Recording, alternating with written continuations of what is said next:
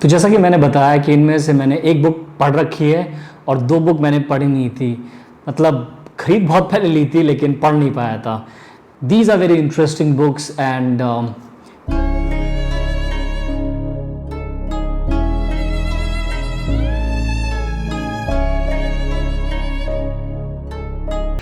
It is late क्योंकि ये video आपको मंगलवार को नहीं बुधवार को मिलेगा, because today the lights have not been consistent. यहाँ पे लाइट जा रही है आ रही है, मैं शूट ही नहीं कर पा रहा हूँ।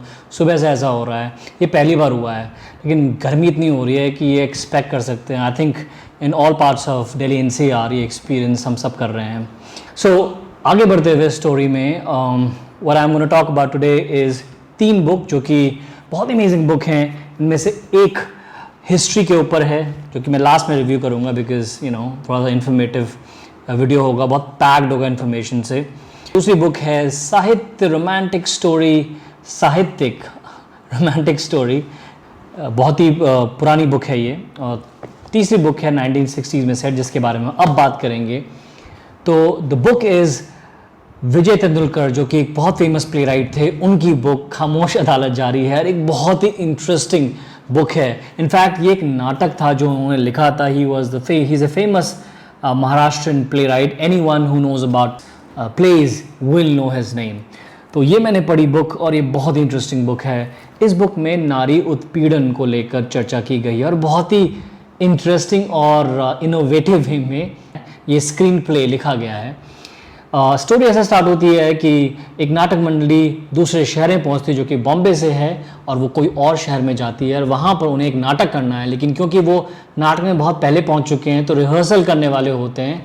तो लोग डिसाइड करते हैं नाटक मंडली के कि क्यों ना हम एक रिहर्सल करें, एक फेक मुकदमा चलाएं, एक फेक अभियुक्त यानी एक फेक अक्यूज्ड बनाएं और एक इंटरेस्टिंग सा नाटक करें। सबका टाइम पास हो जाएगा और हम नाटक भी कर लेंगे बाद में, क्योंकि नाटक इतनी बार कर चुके हैं, इनका इतना प्रैक्टिस हो चुका है। और एक कोट है एक कैरेक्टर का इसमें कि बार बार क्या उन डायलॉग्स को दोहराना, कुछ नया करते हैं। तो बोरियत को दूर करने के लिए they make the protagonist of the story miss Benare the accused, अभियुक्त। और उसके बाद क्या होता है ये बहुत इंटरेस्टिंग है, क्योंकि धीरे धीरे जैसे जैसे इस नाटक की परतें, इस कहानी की परतें खुलती हैं, आपको पता चलता है कि किस तरीके से उस समय की सोसाइटी 1960s की, जो कि कुछ तरीके से आज भी है, women are independent now, they are earning a lot of money. ये एजुकेटेड विमेन हैं 21st सेंचुरी की, आज की।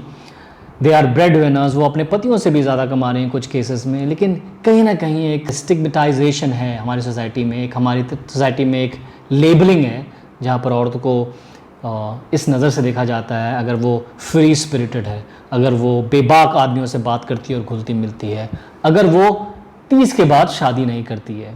कुछ ऐसे ही मिस बेनारे हैं।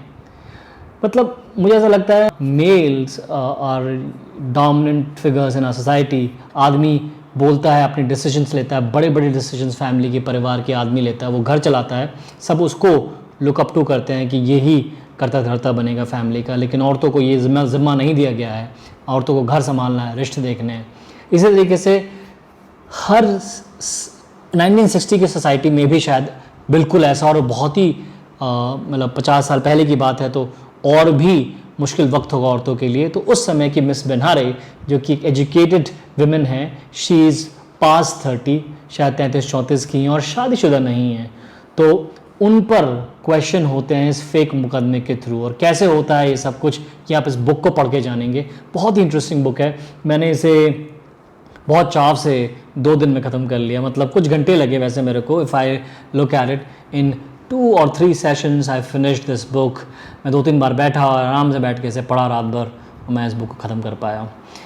बात यह है कि मुझे सबसे जो पिक्यूलर स्टोरी में लगा, इस बुक में लगा, वो ये कि किस तरीके से हम कहते हैं कि औरतें खुसर फुसर करती हैं और आदमी हिम्मत से आगे बढ़ते हैं। और इस कहानी में बिल्कुल ऑपोजिट है। मिस बेनारे एकदम फ्री स्पिरिटेड है आदमी की तरह, और हर बात में वो डटी रहती हैं और उनको पता है कि उनकी चॉइसेस, उनकी लाइफ उनकी है, कोई दूसरा उस पर कॉमेंट नहीं कर सकता, कोई दूसरा उस पर टिप्पणी नहीं कर सकता। और बाकी लोग खुसर फुसर आदमी लोग औरतों की तरह खुसर फुसर करके एक षड्यंत्र सा रचते हैं, एक फेक मुकदमा करके उसको नाम देते हैं गेम का, कि गेम कर रहे हैं। लेकिन क्या होता है उसमें, आपको उस बुक को पढ़ के पता चलेगा।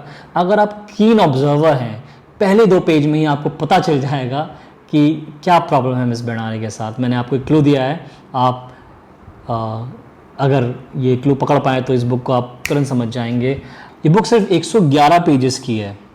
बीच में कुछ वर्ड्स हैं, कुछ पोएम्स हैं जो कि रिलेट करती हैं इस बुक से।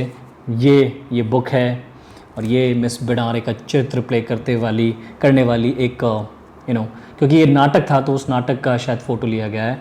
और ये कुल 100 रुपये 95 रुपये की बुक है। शायद और सस्ते में आपको अमेज़ॉन से मिल जाए। मैं लिंक नीचे डिस्क्रिप्शन बॉक्स में छोड़ दूंगा, आप वहाँ से इसे खरीद सकते हैं। करेंगे तो मुझे भी शायद थोड़ा बहुत इसका बेनिफिट मिल जाएगा। तो अब सेकंड बुक पर आते हैं। एक फेमस बंगाली राइटर शरत चंद्र चट्टोपाध्याय की कृति है। ये बहुत रिनाउंड नॉवलिस्ट थे उस समय के, और इनकी बुक दत्ता।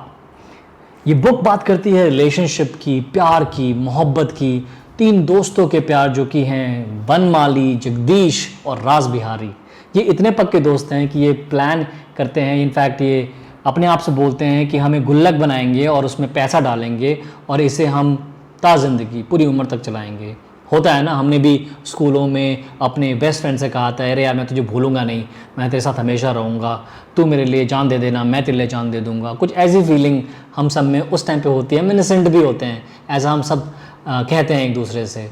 लेकिन जैसे जैसे वक्त गुजरता है, हम स्कूल से कॉलेज में आते हैं, कॉलेज से फिर वर्क फोर्स में आते हैं, और फिर धीरे धीरे फैमिली हमारी खुद की हो जाती है, हमारे खुद के छोटे बच्चे हो जाते हैं और हम ये सब भूल जाते हैं, वो विचार, वो थॉट। इसी तरीके से इस बुक में शरत चंद्र चट्टोपाध्याय ने एक बहुत ही इंटरेस्टिंग टेल गढ़ी है, जिसमें कि ना ही उन तीनों दोस्तों की जनरेशन बल्कि उनके बाद की जनरेशन की कहानी भी कैरी ऑन होती है, जिसमें जगदीश जो कि गरीब दोस्त था इन तीनों में से सबसे गरीब, और उसका एक बेटा होता है नरेंद्र, और नरेंद्र प्यार कर बैठता है सबसे अमीर दोस्त इन तीनों में से जो कि है बनवाली, और बनवाली की बेटी विजया से वो प्यार कर बैठता है। तो क्या इन दोनों का प्यार एक रिलेशनशिप में कन्वर्ट होता है, ये आपको पता चलेगा जब आप इस बुक को पढ़ेंगे। और इस बीच में एक ट्विस्ट आता है, कमाल का ट्विस्ट, जिसमें कि जगदीश की प्रॉपर्टी रास बिहारी कंट्रोल करते हैं कुछ वक्त के लिए। ऐसा क्यों होता है? क्योंकि again I don't reveal the plot, कुछ ऐसा होता है जिसकी वजह से ऐसा होता है। और रास बिहारी के अपने प्लान्स होते हैं। ये एक व्यापारी आदमी है, सबसे चालाक आदमी इन तीनों दोस्तों में से रास बिहारी है। उसका बेटा है विलास, वो भी अपने बाप की तरह ही है, और उसके दिमाग में कोई खिचड़ी पकती है कि किस तरीके से संपत्ति को अपने कंट्रोल में वो जीवन भर रख सके। तो क्या ऐसा होता है? ऐसा नहीं होता है, ये आप इस बुक को पढ़ के जानेंगे।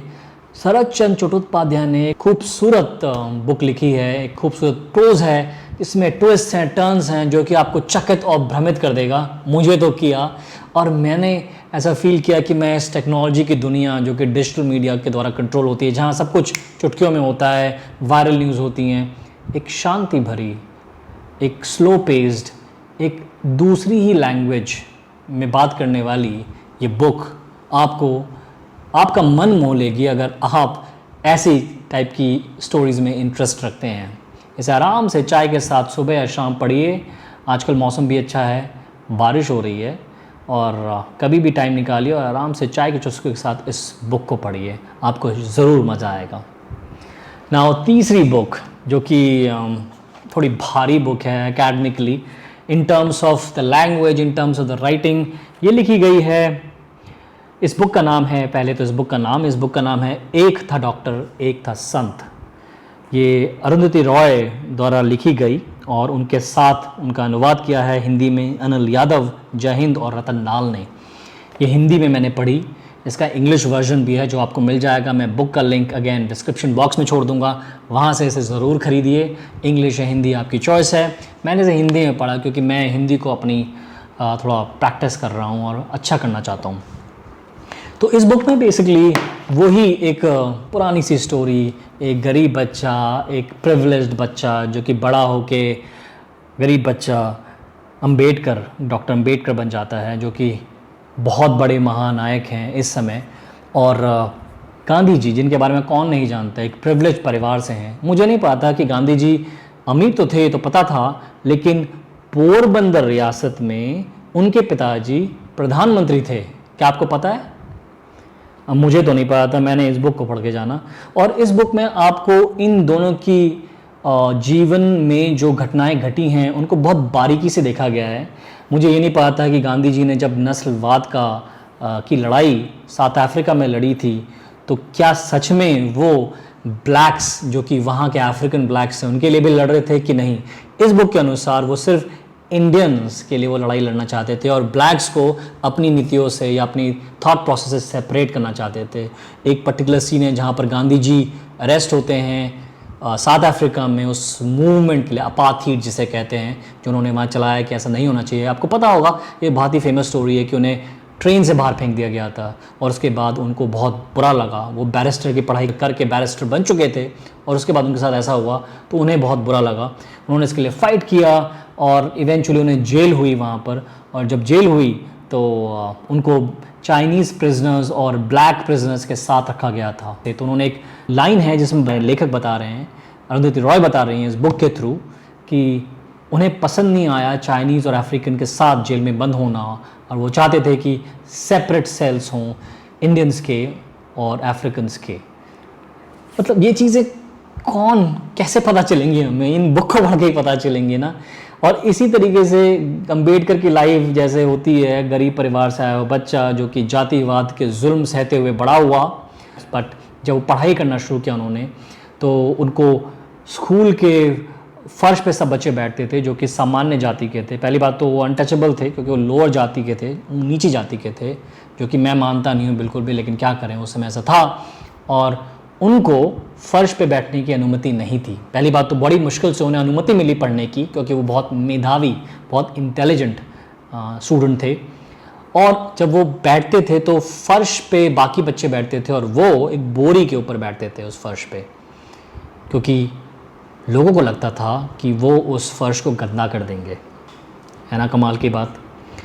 और इस तरीके से वो आगे बढ़े और उन्होंने पढ़ाई करी, उनके स्ट्रगल्स, उनकी डिफ़िकल्टीज़ को दिखाया और बहुत ही ब्यूटीफुली राइटर्स ने इस बुक में एक बात कही है। उन्होंने कहा है कि अम्बेडकर क्योंकि एक लोअर अनटचेबल क्लास से आते थे, जो कि उनको शूद्र कहा जाता है, इसीलिए उन्होंने अपने आप को समाज में स्थापित करने के लिए जो पढ़ गए, और जो वो आपको पता ही होगा कि वो स्टैनफोर्ड यूनिवर्सिटी से पढ़े हुए थे, प्रिंसटन यूनिवर्सिटी से पढ़े हुए थे, और उन्होंने बाद में लंदन स्कूल ऑफ इकोनॉमिक्स में भी अपनी पढ़ाई करी। डॉक्टर भीमराव अम्बेडकर जब वापस आए तो वो सिर्फ सूट पहनते थे, और वो सूट इसलिए पहनते थे क्योंकि इतनी शोषित वर्ग से वो आए थे, तो उसे पहनकर अकॉर्डिंग टू राइटर वो अपना एक आइडेंटिटी दिखाना चाहते थे कि नहीं, मैं भी इस समाज का हिस्सा हूँ। और वहीं पर गांधी जी जो कि बहुत ही प्रिविलेज्ड परिवार से आए थे, जो कि अमीर परिवार से आए थे, उन्होंने सब कुछ छोड़ दिया और ये दिखाने की कोशिश करी कि मैं सबके लिए। उनका एक मेरे ख्याल से एक बहुत बड़ी सेइंग भी है कि जब तक सारे भारत के सिटीज़न कपड़े नहीं हो जाते उनके पास, तब तक मैं भी कपड़े नहीं पहनूंगा। मतलब जब तक सब कपड़े नहीं पहनेंगे मैं भी कपड़े नहीं पहनूंगा, मैं भी ऐसे ही रहूँगा ऐसे, क्योंकि फटा लाचार भारत के लोग ऐसे उस समय थे, गरीब था भारत देश, आपको पता होगा, और वो ऐसी फीलिंग रखते थे। तो इस बुक में एक लाइन है जो कि मुझे बहुत प्रभावित किया। मैं देखता हूँ कि मुझे मिलती है कि नहीं मिलती है। ठीक है, तो ये है लाइन। वो कह रहे थे कि, कहते हैं, इसमें कोट है 74 पेज पर, हिंदी वाली, कि गांधी का हमेशा कहना था कि वह गरीबों में भी सबसे गरीब की तरह जीवन जीना चाहते थे। सवाल यह है कि जो गरीब नहीं है, क्या वह सचमुच गरीब का रूप ले सकता है? ऐसा इस बुक में लिखा है। गरीबी आखिरकार केवल धन संपत्ति के ना होने का ही प्रश्न नहीं है। गरीबी का वास्तविक अर्थ है निर्बल और शक्तिहीन होना। और फिर वो कहते हैं, लेकिन एक राजनीतिक के रूप में यह गांधी का कर्तव्य था कि वह शक्ति को प्राप्त करें, और यह कर्म उन्होंने प्रभावशाली ढंग से किया भी। सत्याग्रह कभी सफल नहीं हो सकता था, उतना भी नहीं जितना यह हुआ यदि गांधी में स्टार पावर नहीं होती।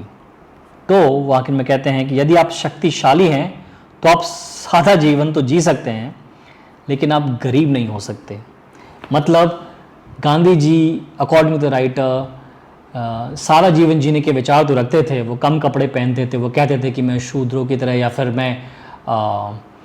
मैं गरीबों की तरह रहूँगा, लेकिन उनके पास एक पावर थी, एक स्टार पावर थी, वो मासेस को कंट्रोल करते थे, वो बड़े बड़े व्यवसायियों के पैसे से अपना आंदोलन चलाते थे। और ये भी इस बुक में मेंशन किया गया है। तो कैसे वो आदमी जो कि ऐसा सादा जीवन रखने का विचार रखता है गरीब हुआ। गरीब तो वो है जो निर्बल है। तो क्या गांधी जी निर्बल थे? अकॉर्डिंग टू दिस राइटर ये नहीं है।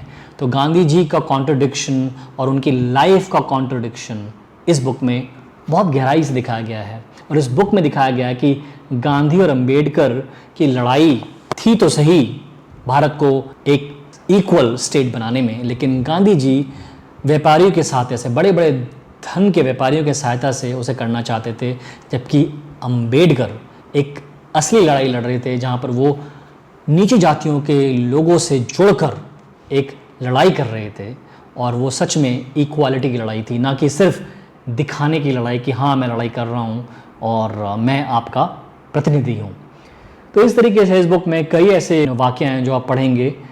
बहुत ही इंटरेस्टिंग बुक है। अगर आप उस व्यू पॉइंट से हिस्ट्री को जानना चाहते हैं, I would recommend reading this book. I leave the link of this book. तो ये तीनों बुक मैंने इस वीक में पढ़ी। बहुत ही दो तो बहुत ही क्विक रीड थी और थर्ड वाली थोड़ी सी लेंथी थी, लेकिन मैं पढ़ पाया इसे 2-3 दिन में। बहुत ही अमेजिंग बुक्स हैं। मैं इन तीनों बुक्स के लिंक्स आपको डिस्क्रिप्शन बॉक्स में छोड़ दूंगा। आप इन तीनों बुक को पढ़िए जब भी आपको टाइम मिले।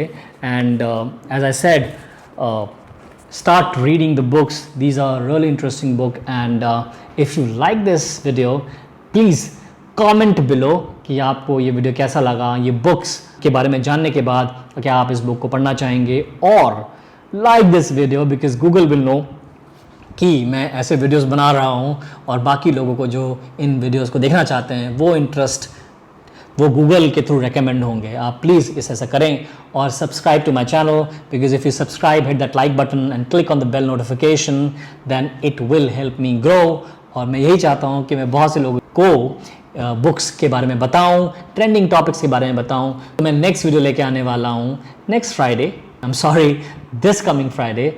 और wait for that video, it will be on a trending topic. And till then, take care, goodbye and good night from Nagendra from here, and you have a great week ahead.